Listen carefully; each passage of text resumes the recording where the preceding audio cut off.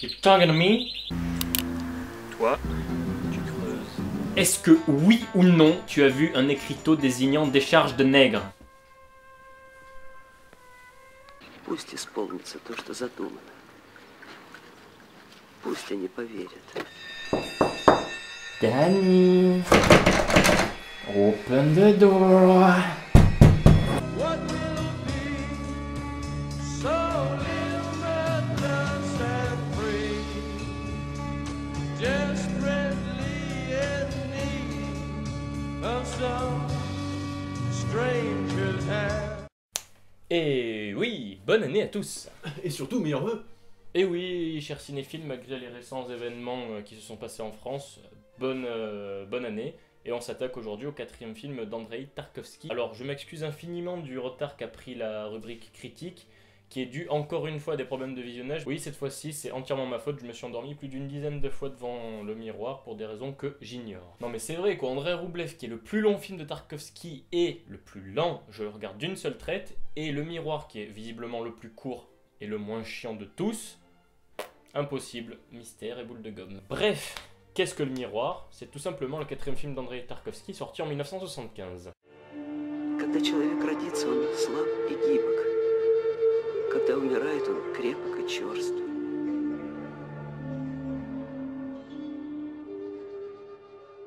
C'est tout simplement l'histoire d'un homme mourant, Alyosha, qui revoit sa vie et ses souvenirs défiler devant lui. On peut dire que ça envoie du lourd, et je me dois de citer un membre de Sens Critique à ce sujet. Même si cela sonne comme une banalité, le miroir ne se comprend pas, il se ressent. Et c'est vrai, je n'ai pas trop compris la complexité du récit tout au long du film, et je me suis laissé tout simplement porter par sa photographie magnifique et son jeu d'acteur prenant. Je ne sais comment l'expliquer, mais que ce soit dans le traitement de l'image ou dans le cadre, on ressent la patte tarkovskienne. Par exemple, au début, il y a une maison qui crame dans une prairie.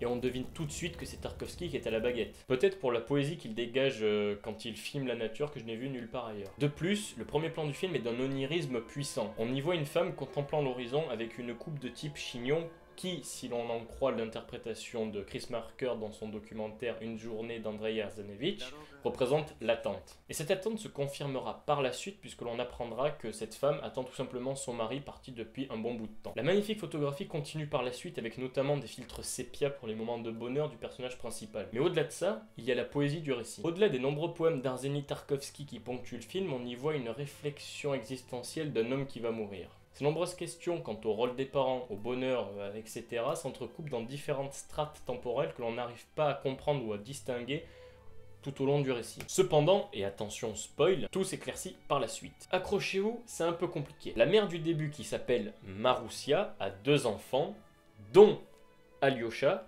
qui, rappelons-le, meurt, et c'est lui qui revoit sa vie en fait depuis le début du film. Ceci, que je viens de vous présenter, représente les strates du passé. Pour le présent, nous rencontrons un couple séparé, avec une mère, Natalia, un père, Alexis, et leur fils, Ignat.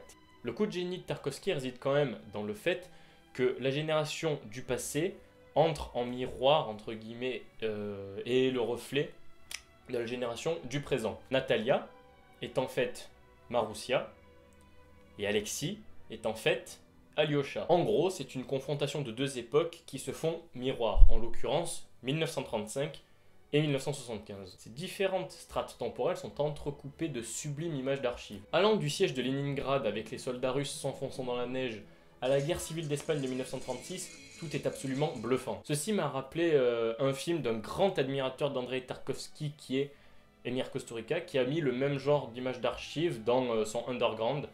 Petit rappel au passage, puisque la prochaine fois on parlera de Stalker, la télépathie qu'il y a dans ce dernier est reprise dans Le Temps des Gitans de ce même Emir Kusturica, donc influence.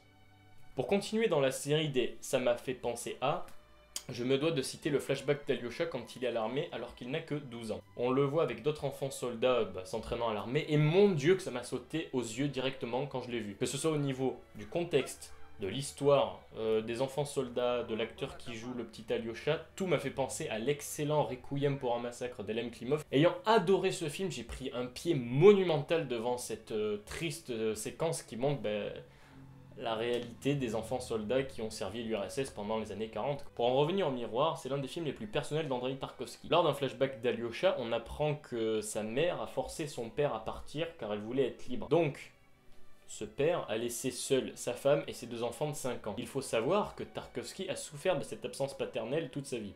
Nous le voyons bien lors d'une séquence où Alyosha est petit et pense au poème de son père absent et commence à pleurer. Pendant cette séquence, des poèmes d'Arseny Tarkovsky, le père du réalisateur, sont cités. Nous pouvons dire donc qu'Alyosha est Tarkovsky, se posant des questions sur son père, sur sa vie, sur le cinéma et sur son œuvre. C'est comme s'il emmenait le spectateur dans sa réflexion sans jamais se montrer, car oui, en effet, Alyosha n'est pas visible pendant la totalité du film, il est tout le temps en hors-champ, et on ne voit sa tête qu'à la fin, c'est-à-dire lorsqu'il meurt. Une hypothèse s'ouvre alors. Est-ce que Tarkovsky ne s'assumait pas? Que sa société le forçait à ne pas être qui il était réellement, mais à être tout simplement le pâle reflet d'une URSS abusive, ce reflet de miroir dont seule la mort le libérerait?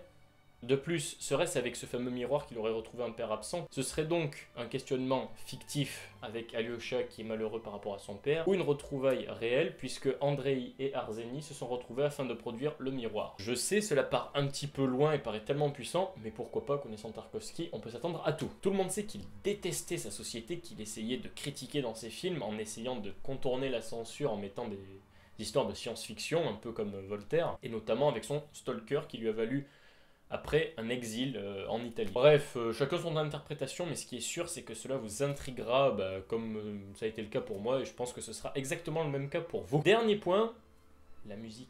La bande-son est uniquement baroque, Pergolese, Bach et Purcell. Oui, Purcell, vous vous en souvenez pas, dans une des vidéos de Camille sur la rubrique au cinéma, il avait fait toute une vidéo consacrée à Purcell et il avait mis un magnifique extrait du Miroir. Et ces musiques sont tout à fait géniales, que vous soyez ou non fan de musique classique, elles vont vous conquérir, j'en suis sûr. Pour finir, on peut dire que le début et la fin du film sont extrêmement métaphoriques.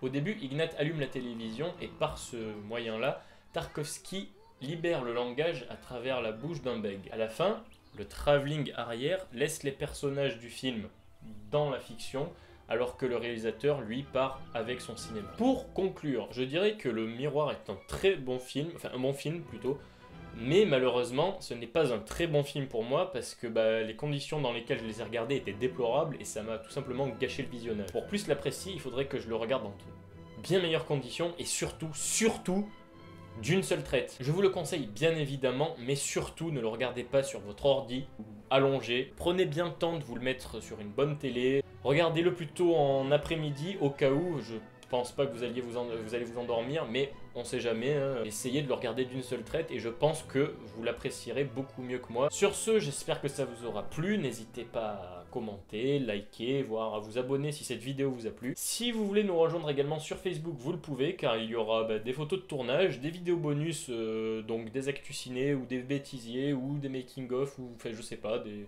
du contenu, et puis notre actualité avec les prochains tournages, voilà. Ah oui, au fait, on a passé la barre des 100 abonnés, merci à vous, ça nous fait extrêmement plaisir. D'ailleurs, pour vous remercier, une petite vidéo sympathique est en préparation.